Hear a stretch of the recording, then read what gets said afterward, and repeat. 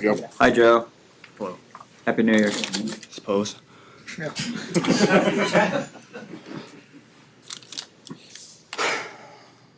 What's it like knowing that this is the last week of the year? I mean, what are the feelings going into that as opposed to maybe other game weeks? Yeah, obviously disappointing, but got one chance to go out and play well and play hard and show what you got. Joe, if you could think big picture, I know it's difficult at times on a Wednesday like this to think about your career. You're almost 6 years done now. What you've done so far versus what's still ahead, what do you still want to accomplish? What do you think still needs to be done for you to accomplish the best of the best? Obviously, you want to win a Super Bowl, you want to win MVPs, you want to be in the playoffs every year, but my goals at this point are just going out and playing as good as I can and continuing to improve, finding ways to continue to be great and continue to find self-improvement. How many times will you have conversations with not just coaching staff, but top of the organization going into the offseason about certain things that need to change or grow or improve to make this team better? Yeah, I don't know. We'll see. We'll see how it goes. Is that something you try to go after those conversations? I mean, as much as you can? We have a great line of communication. Me, Duke, Katie, Troy, Mr. Brown, Zach. It's we have great communication. Is it kind of maybe been, what's it been like kind of not being able to have as much control as you would maybe like of other parts of the team? It sounds like you're like, I can control what I can. Has that been a bit of a challenge as you've kind of gotten older in your career? I wouldn't say that. I'm not sure I would say. I'm not sure I would agree with the first part of your statement. I'm not sure. I want to be a quarterback. I don't want to work in the front office. I don't want to be scouting guys in the off season. I want to do what I do, and I want to do it at a high level, and I have.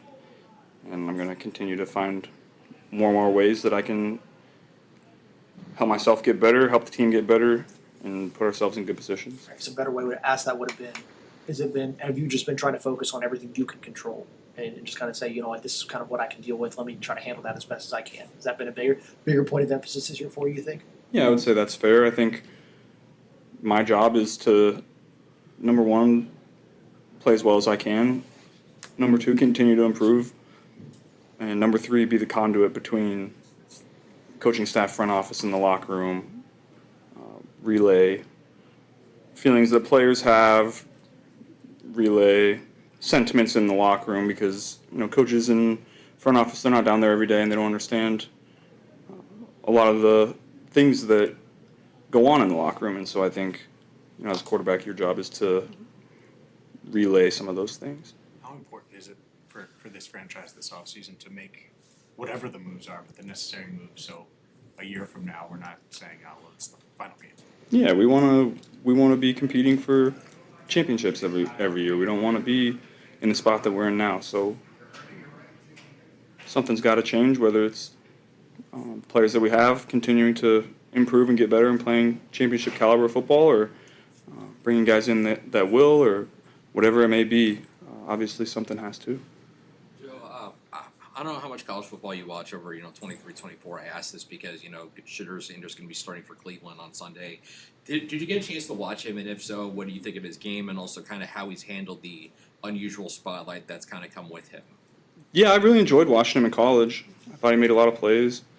I thought he could throw it. And then obviously, given who his dad is, he knows how to handle the media, knows how to handle the spotlight. Certainly been under more of a microscope than any other. What did he get drafted? 4th round? Fifth round? Certainly under the microscope more than any other 5th round pick that's ever been in the history of football. And every clip that I see, he seems to be handling it well, says most of the right things in the media. He is who he is. He's himself. That's what you want out of a football player. So he seems to be handling it the right way. Has he ever come up in conversations that you and Flacco have had at any point, considering, Flacco was with him, in Cleveland up until he came here? Yeah, you talk about a lot of different players across the league. And That's typically, you get a new guy, you figure out he was with this guy I was with, or he was with this guy, I wonder what he thought about him. That's kind of, the initial conversations that you have with new guys that come into the locker room and try to find some common ground in that way. Is there anything between the conversations you've had with Joe about Shador that you could share or anything like that, or? I'll keep that in the locker room. You picked Joe's brain at all on the Cleveland defense. Kind of a rare opportunity to get a guy who's in the camp over there. No, not really. They do what they do for the most part. They're pretty simple on defense. That certainly doesn't mean that they don't provide problematic looks and disguises, and certainly doesn't mean that they're not good on defense. They're, in my opinion, the best defense in football. So it's certainly going to be a challenge with the, number one, the players that they have. Number two, the coach that they have understands the strengths and weaknesses of his players and puts them in good positions. Is there anything that Franco is that you've taken from him? You've had more than half a year with him. Is there anything maybe you've gleaned from him? Yeah, there's certainly, I take things from a lot of different people across the league, and certainly when you get a chance to sit back and watch somebody else go have success the way that he did, and a style that I don't play and that not a ton of people do play in the league anymore, you certainly take some things from watching that and apply it to yourself. Not that I care to share. Throughout your career, whenever you guys play the Browns, it comes up about Myles Garrett. He's going for the sack record on Sunday.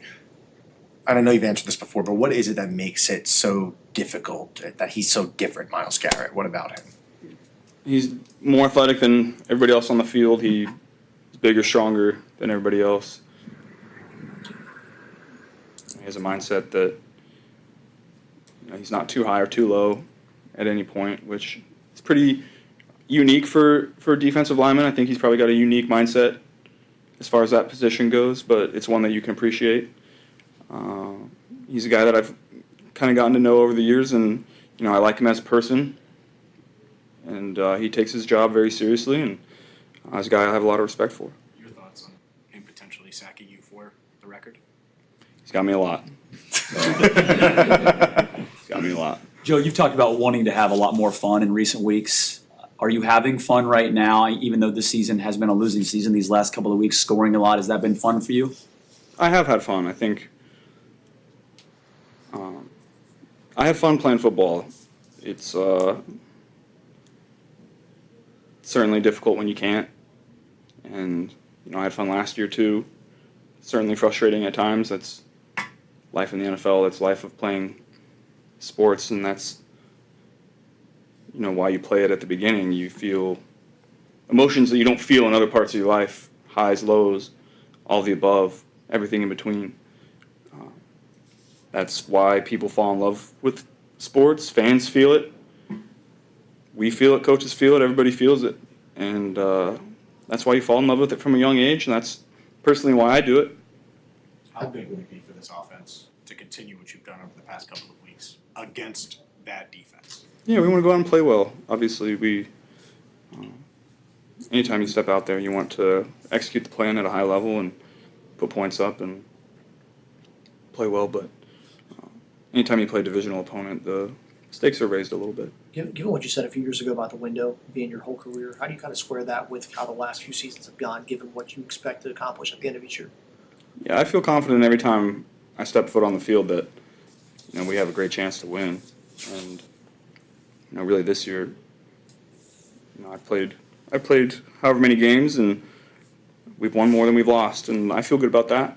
All I can do is go out and, when I'm out on the field, try to play well, try to win, and go from there.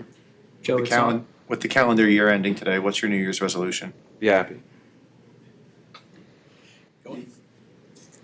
Yeah, so, obviously with Myles, one sack away from the record, obviously I know you and the entire team have a lot of respect for him. How do you weigh, trying to not necessarily let him have the record against you versus not having so much focus be on him that it takes away from what you're trying to do as far as winning the game. Yeah, I'm certainly not going to overcompensate either way. I'm not going to go out of my way to not let him get the record, and I'm not going to go out of my way to let him get the record either. I'm going to go and play football. There's going to be situations that a sack is the best of the bad outcomes of that play, and maybe I take one. And there's going to be other situations that I'm about to get sacked, and I need to throw it away in that situation. It's such a situational game that I don't think you can go in thinking one way or the other. Every play is so different. Did you expect this to be such a rebuilding year that it ended up turning out to be? At the beginning of the year, did you expect y'all to be kind of the rebuilding mode that y'all ended up finding yourself in middle of the season? No, every year we go in, I feel confident in who we are, what we have, and the outlooks of the season. When you get injured and can't impact that, it certainly hurts. And so, going forward, I'm just going to try to control what I can control. Is it hard not to go into reflection mode right now, or is it easy to stay locked in on the Browns, knowing it's the final game of the season? It's kind of all of the above. Obviously, reflecting on the year the season is about to end, but I think the professionals can simultaneously reflect on everything that has happened before. And number one, you have to, in order to get better, you have to reflect on all the things that worked and didn't work for the previous 16 games, and you can simultaneously do that and focus on the task at hand and the game plan and what you need to do to win on Sunday.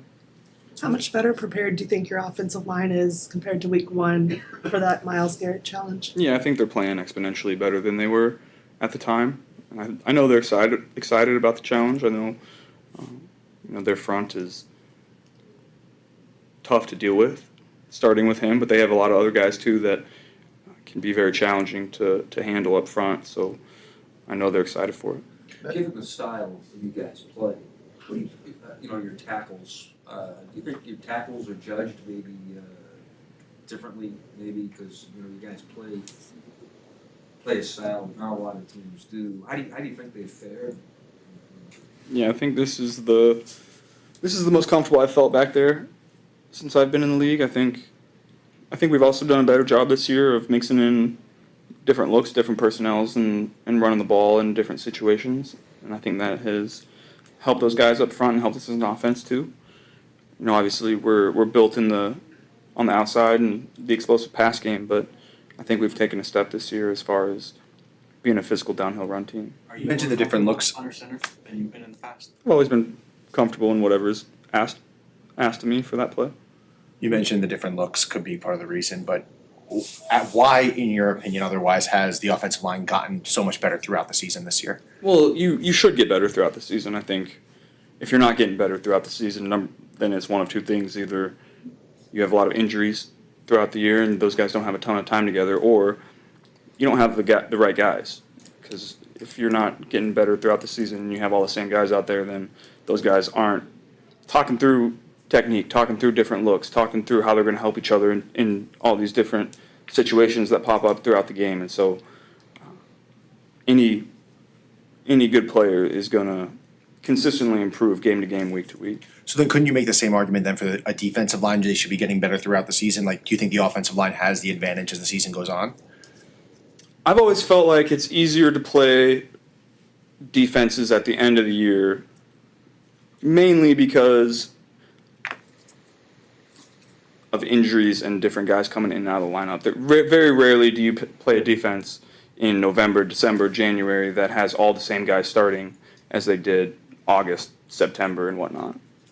There was a screenshot, not to change subject here, but there's a screenshot of people coughing on the sidelines that's made the rounds. Can you give a little more context onto what exactly it was? I'm just curious, like what were y'all talking about on the sideline that prompted that? We were talking about how it feels to be under a pile in Okay. the game, yeah. So was somebody coughing underneath the pile? It was more of a guttural yell kind of thing. Did you get to the bottom of who was yelling? It was Ted. Okay. Is that common for him, or? It's common for just about everybody under the pile. Yeah. The last couple of weeks, Ted's been the guy. Yeah. When he brought you a spread, you asked for a waffle, he brought you a spread, you reacted to it. Yeah.